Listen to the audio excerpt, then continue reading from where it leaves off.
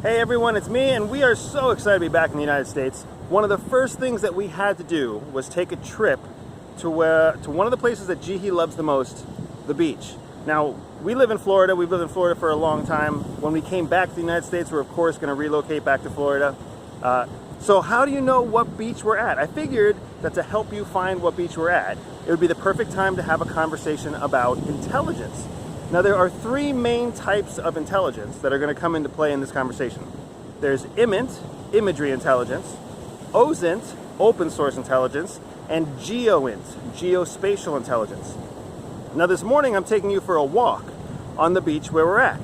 So anything you see around us, whether it's the sunlight, the angle of the shadows, anything that you see in the background, like the pier back there or the houses over here, that is something that you see in an image on this video, and that is technically considered IMINT, imagery intelligence.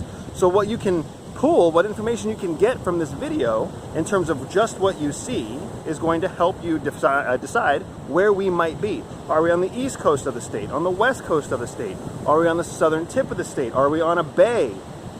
All of that comes into play when you try to analyze what you see in this image through IMINT. Now, the first thing you're going to do after you take a look around us and you decide, oh, it's a wide beach, it looks like the sun is coming from that side of the picture, which would technically be the east side where the sun is coming up. That must mean that they're on the east coast, or maybe that means that they're on the eastern shore of one of the bays. There's a large pier in the background. As you start to come to those conclusions, you're going to take it to a map. You're probably going to take it to Google Maps, or you'll take it to Google Earth, or you'll take it to some other device that you like to use if you're an enthusiast already in geospatial intelligence, and you're going to start looking at the map and comparing what you see in the IMINT, what you see in the image, against what you find on the map. Once you start finding what you want to find on the map and comparing it to what you see in the image, you are coming up with GEOINT, geospatial intelligence. Now, if you're listening to the video and you're watching the video on YouTube, obviously, the fact that you're getting this access, you're getting this information from an open source, a free, public, available, not private source like YouTube, that means that this information is also considered open source. So when I tell you a story about how I took the kids and my wife to a pirate museum yesterday, well, that pirate museum is a piece of open source information, open source intelligence. And now you can take that and you can pair that information up along with what you've pulled from your IMINT analysis and what you've pulled from your geospatial analysis to come to a more solid conclusion about where we might be right now. Oh, we're passing our vacation rental. So right there's our vacation condo, right there. Boink. So that's a very nice place right on the beach. Jihi's super excited. I'm super excited because we basically go outside this back gate. We have our own private entrance. That's how nice it is. Not our private entrance to our specific condo unit, but a very nice private entrance that's its own boardwalk right out to the beach. So all of this works together to help you identify where we are right now in time and space.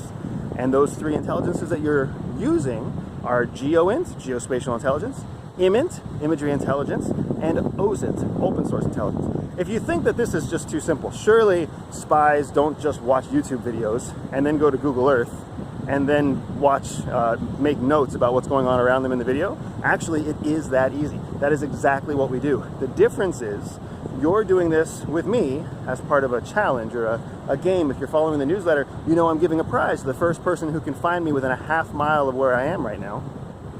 So for us, this is all fun, games, and education.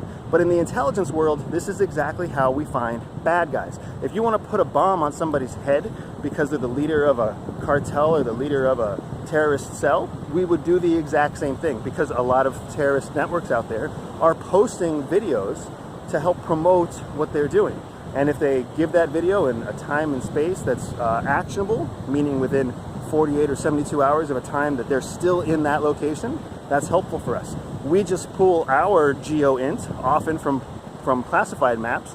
We pull our IMINT from classified imagery, and we pull our OSINT right out of the open source internet. However, we also have the ability to pull information out of places like the dark web simultaneously with the open web, simultaneously with a lot of really nasty places that you just don't want to see, where they record videos of people getting heads cut off and and villagers being shot. Just terrible, terrible stuff that the average American citizen doesn't want to find on the internet. And so, you know, servers like Google Chrome and Yahoo and Mozilla, they do a good job of making this stuff so it doesn't pop up easily on your search. Anyway, good luck finding us. We are having a blast.